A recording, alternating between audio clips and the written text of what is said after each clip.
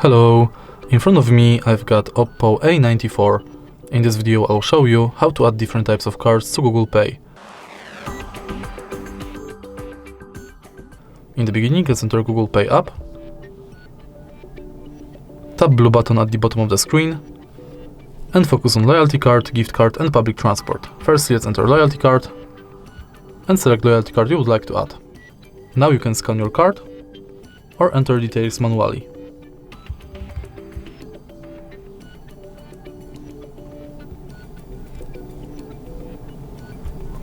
Now let's select gift card and similar to loyalty card, select shop, enter card number, PIN, balance, your notes and tap save. And the last card you can add is public transport.